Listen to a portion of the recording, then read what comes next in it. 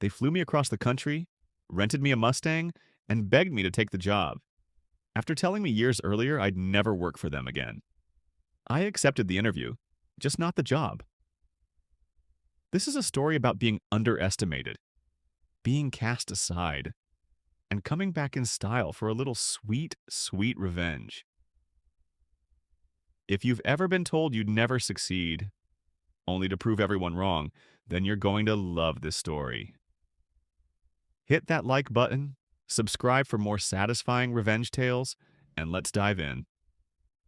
I spent years working at a care facility, a tough but rewarding job. And then I was offered something special, a chance to join the AIT program, Administrator in Training. A full year of hands-on learning, all while still doing my regular accounting work. It was a grind, but I poured everything I had into it. I wasn't just learning how to run a facility, I was proving myself, day in and day out. I was ready. I had earned my administrator's license, and I truly believed I was about to be handed a facility of my own. But that's not how this story goes. See, there was someone else at the company, a woman I worked under who had her own axe to grind. She had tried to become an administrator too, but failed. Not once, not twice, 3 times. And every time the national exam chewed her up and spat her out. And guess who she decided was the real threat? Me. She started whispering poison into the ears of the higher-ups, making up stories, inventing reasons to question my work, my dedication, my character. And unfortunately, someone listened. That someone was Big Cheese, a senior VP, arrogant as hell and smug to match. The type who judged your worth based on office gossip and personal grudges. And then one day, just a month after getting my license, I was let go. Fired, just like that. The final slap in the face? Big Cheese looked me dead in the eyes and said, "Hemingway, 1957 will never be an administrator for us." That line burned into my brain like a brand. But fate has a funny way of rewarding those who stay ready. Not long after, another company came calling. Great salary, solid reputation. They saw my value and hired me. I took the high road and even wrote to the president of my old company, thanking him and saying I'd still speak positively about them as a licensed administrator in the state. That letter got me a 2-month severance. A small win, sure, but it helped.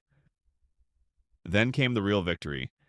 I spent the next 4 years running one of the best regarded facilities in the region. We had glowing reviews, excellent patient outcomes, happy staff, and most importantly, we were profitable. Really profitable. Meanwhile, my old company? Well, they hadn't forgotten me. One of my good friends still worked there and would sometimes drop my name during meetings. He'd casually mention how well I was doing, and I'm sure Big Cheese heard every single word. Fast forward a few years, I get tempted away by a company in another state. The pay? Massive. The reality? A disaster. Toxic leadership, bad practices. It was clear I had to get out fast, so I put the word out.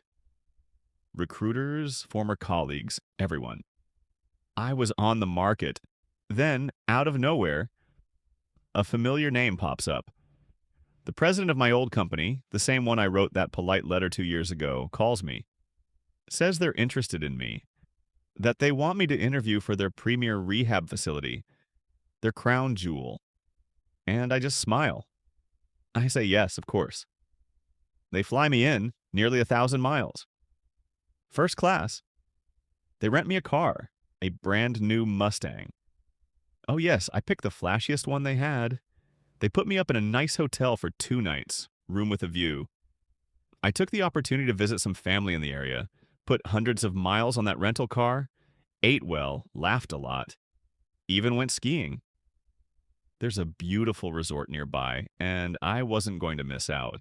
And yes, I did the interview too. I was polite, professional, charming, and they loved me. A day later, they offered me the job. I said I'd think about it. I already had another offer in hand, one that I'd been planning to accept all along, one with real potential integrity, and leadership that didn't treat people like replaceable parts.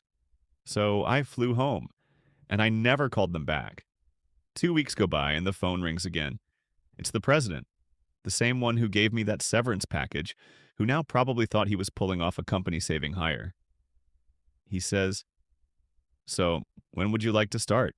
And I pause, smile, and say, "I'd really love to. But several years ago, Big Cheese told me I'd never be an administrator for your company. And I guess he was right." Click. I hung up. And it felt glorious. Sometimes the best revenge doesn't involve confrontation or yelling or payback schemes. Sometimes it's just letting your success speak louder than anything they ever said. Big Cheese didn't just lose a grudge match, he lost his company.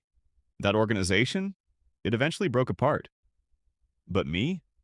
I'm still standing. If that ending gave you chills, hit that like button and subscribe for more incredible true stories of justice, karma, and revenge. And tell us in the comments, what's the most satisfying revenge you've ever witnessed? Because as this story proves, success is the sweetest revenge of all.